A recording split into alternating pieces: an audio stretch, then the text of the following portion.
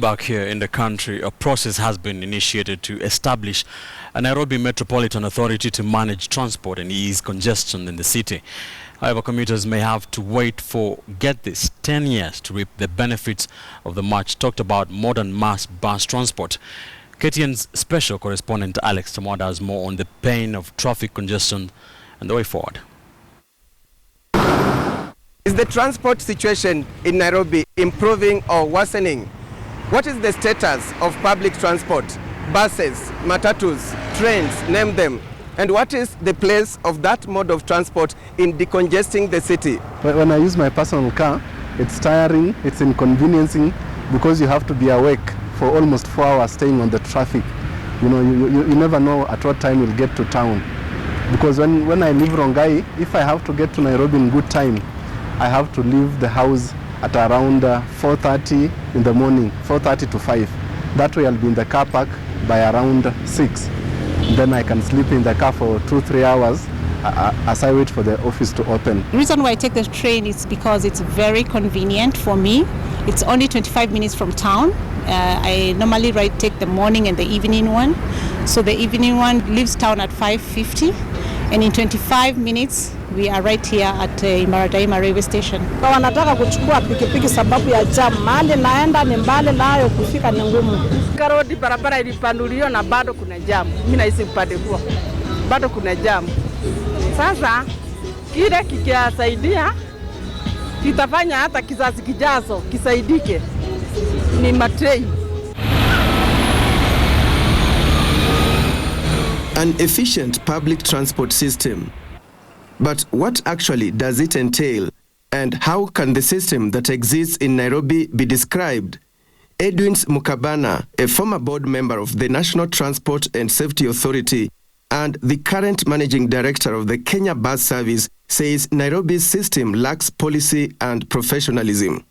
What we are operating right now is a paratransit public transport system. A paratransit is an informal way of operating which has taken over the formal because of increased competition, and standards have gone down, and indeed there is total confusion in the whole industry. The county executive in charge of transport at the Nairobi County agrees that there is need for a reliable public transport system, but disagrees with those who believe the situation is worsening. I think saying it's not improving would be a sort of a harsh judgment. Because people want to get instant coffee solutions, which is not possible when it comes to public transportation. I think what we now need to do as government is to quickly hasten the process of setting up a reliable public transport system. That is what works all over the world. And Nairobi is not any different. For this congestion, for people to actually appreciate the efforts that government is doing, the only way you can achieve that effectively is when you've given people a reliable alternative. The National Transport and Safety Authority is one of the government bodies that are dealing with the problem. One of the things that we are doing in conjunction with the Ministry of Transport is to come up with a bus rapid transit system. A bus rapid transit, commonly known as BRT, is a bus-based mass transit system.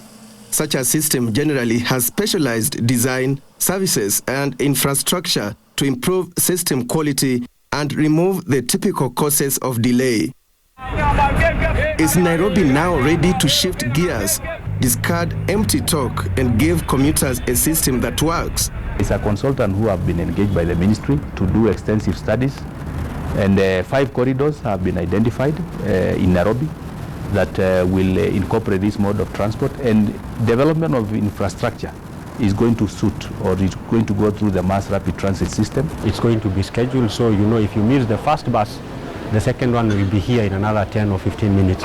So you can actually predict and plan your journey. Governance experts say many ideas are on the table, but a new system will only be in place if cartels and personal interests that block change are stopped. It requires an element of rethinking the city, which is not difficult because where Nairobi is currently sitting, they are sitting on an opportunity in terms of most of the leases which were given in the colonial days.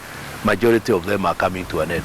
So the expiry of those leases with the new spirit of the Constitution, which is now talking of RAD use policy, it allows the Nairobi government to rethink the use policy of its RAD. One would board a bus in Dandora and you will know that the bus would go cross-city. That cross-city plan was designed to touch particular business nodes or leisure nodes or academic nodes.